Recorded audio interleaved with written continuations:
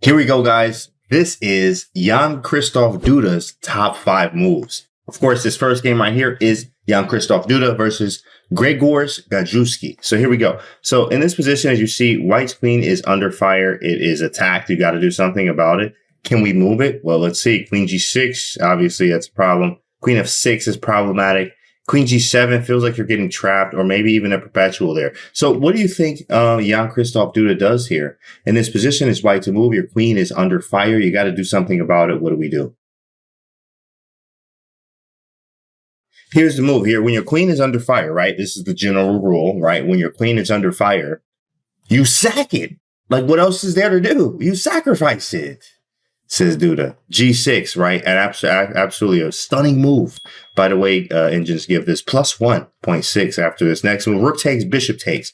Wow. So now, of course, we did get a rook for the queen there, but this is attack. We also have to pass pawn. That's very, very strong. And we have pressure down this file where this is. Now, of course, we lost the queen, but just because we lost the queen doesn't mean we lose the game. How much material and how much activity of our pieces do we get for that queen? Let's see what happens. After bishop takes, there's rook to c8, which gets the rook out of the way, right? And of course, stopping a c5 because c5 is going to win more material, correct? Right? More material. So, okay, it's white to move. Let's put this on you again. What do you do in this position?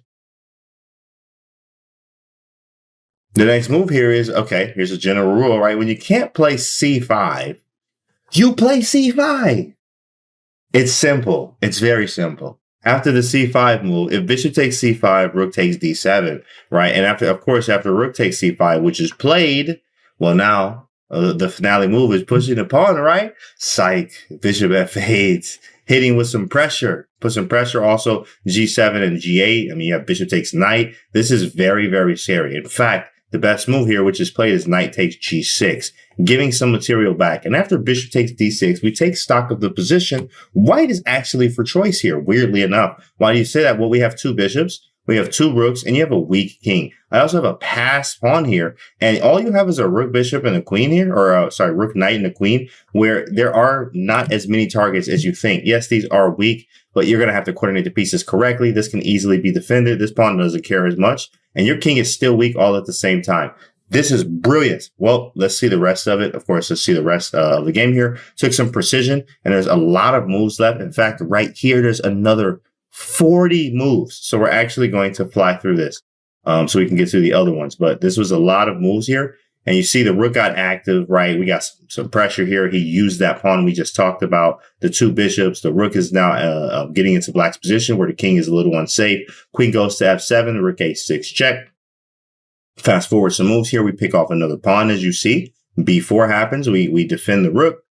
a4, hitting b5. You see everything's expanding. It's hard for black to really make things happen. Taking here, I mean, that's going to run into bishop d4. Also, the knight's hanging.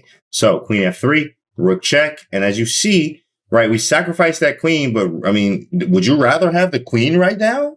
Really? Right in this position? It's definitely dangerous. It's +4 right now. Knight f4 trying to get rid of one of the bishops. And he does, of course, because knight d3, sorry, knight d2 and knight d3 are very annoying moves here.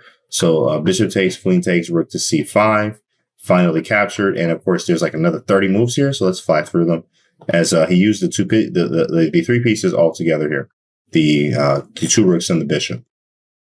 So we got some checks, more checks, right? You see the rook had to kind of stay around this king here. We're going to use this rook for defense. We're also going to push these pawns as well. It's too many things for black to deal with.